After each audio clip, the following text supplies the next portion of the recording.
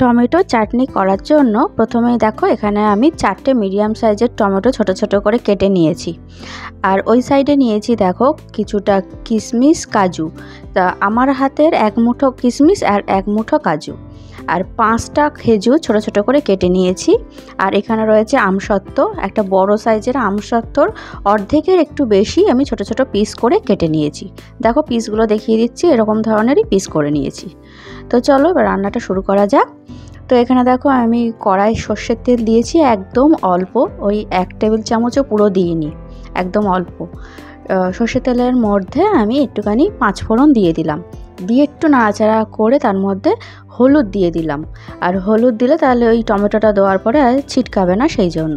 তারপরে টমেটোগুলো দিয়ে দিলাম। টমেটোগুলো দিয়ে আমি ভালো করে একটুখানি নাড়াচাড়া করে মিশিয়ে নিচ্ছি। হলুদ আর ফোড়নের সাথে মিশিয়ে নিয়ে আমি এর মধ্যে একটুখানি নুন দিয়ে দিলাম। নুন দিয়ে আবার নাড়াচাড়া করে দিচ্ছি ভালো করে, নুনটাকে টমেটোর সাথে মিশিয়ে নিচ্ছি। নিয়ে আমি ঢাকা দিয়ে দেবো যতক্ষণ না পর্যন্ত টমেটোটা গলে, ততক্ষণ পর্যন্ত আমি অপেক্ষা করব। তো আমি দেখো ঢাকাটা তুলে নিয়েছি, তুলে নিয়ে দেখো খুন্তি দিয়ে আমি চেপে চেপে দিচ্ছি। টমেটোটা কিন্তু খুব সুন্দর নরম হয়ে গেছে। তো আমি খুন্তি দিয়ে চেপে চেপে দিচ্ছি। এবার টমেটোর গায়ে যে ছালগুলো ছিল সেই ছালগুলো চেপে চেপে দিচ্ছি, আর ছাল থেকে যে কাতটা থাকে সেটা বেরিয়ে যাচ্ছে, আর ছালগুলো তুলে নিচ্ছি আমি। তো সব ছালগুলো আমি তুলে নিয়েছি, পরিষ্কার হয়ে গেছে। তো শুধুমাত্র কাতটাই পড়ে আছে আর খুব সুন্দর নরম হয়ে গেছে, দেখতেই পাচ্ছ। এইবারে এর মধ্যে আমি ওই যে কাজু কিশমিশ তারপর খেজুর আমসত্ত্ব যেগুলো সব গুছিয়ে রেখেছিলাম ওগুলো দিয়ে দিলাম।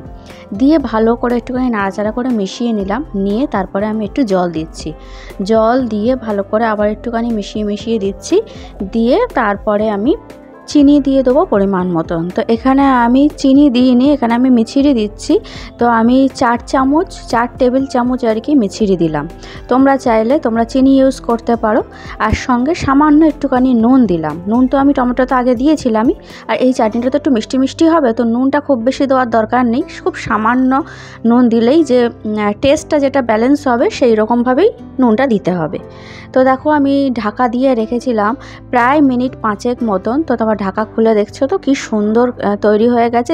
আমসত্ত্বটা তো একদম নরম হয়ে গেছে, খেজুরও নরম হয়ে গেছে, তারপরে আর অনেকটা ঘনও হয়ে গেছে, প্লাস একটু বেড়েও গেছে।